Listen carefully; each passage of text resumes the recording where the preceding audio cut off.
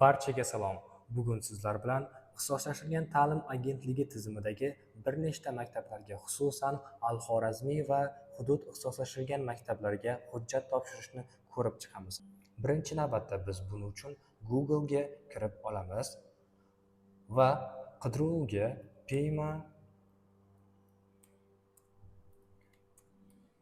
ariza deb yozib olamiz va qidiruv tugmasini bosamiz. Bizda birinchi mana shu sayt kelib chiqishi kerak va shu saytga kiramiz. Bu saytga kirganimizdan so'ng o'ng tarafda ariza topshirish tugmachasini bosamiz. Ro'yxatdan o'tish sahifasi kelib chiqadi. Bu yerda biz talabgorning ota yoki onasining pasport yoki ID karta JSHR raqamini kiritishimiz kerak bo'ladi.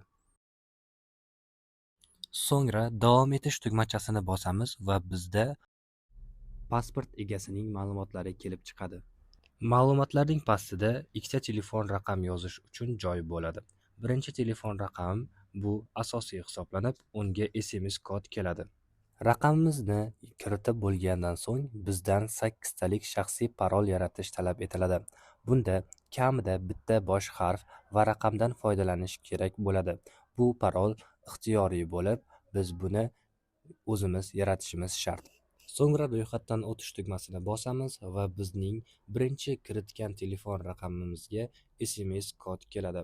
Kod 4 talik bo'lib, biz SMS kodni kiritganimizdan so'ng keyingi sahifa ochiladi.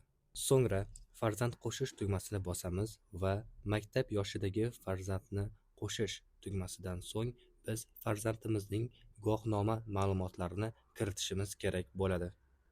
Endi biz bolaning guvohnoma serial raqami va tug'ilgan sanasini kiritishimiz shart. Bu yerda biz ahamiyat berishimiz kerakki, birinchi bo'lib oy, keyin kun va keyin yilni kiritishimiz kerak. Qidiruv tugmasini bosamiz va bolaning ma'lumotlari kelib chiqadi. So'ngra farzandni qo'shish tugmasini bosganimizdan so'ng biz davom etish tugmasini bosamiz. Bu sahifada biz o'zimizga kerak bo'lgan maktabni tanlaymiz va u yerdagi shartlarni o'qib chiqib, roziman va davom etish tugmasini bosamiz. Keyingi sahifada imtihon tili va yo'nalishini ko'rishimiz mumkin. So'ngra maktabni yana tanlagan holatda davom etish tugmasini bosamiz va bu yerda biz rasm yuklashimiz kerak bo'ladi. Farzandimizning rasmini 3x4 holatda elektron variantini yuklaymiz va yuklab bo'lgandan so'ng davom etish tugmasini bosamiz va bizda oxirgi ma'lumotlar jamlamasi kelib chiqadi. Ma'lumotlarni ko'rib bo'lgach, biz ariza yuborish tugmasini bosamiz va bizning arizamiz qabul qilingan bo'ladi. Qolgan maktablarga ham xuddi shu tartibda arizalar topshiriladi.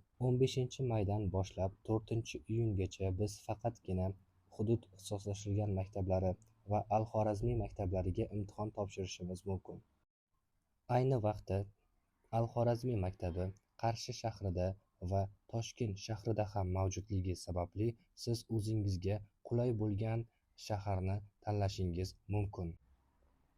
Hudud ixtisoslashtirilgan maktablariga esa qo'shimcha tarzda yana bir tuman ixtisoslashtirilgan maktabini tanlashimiz mumkin.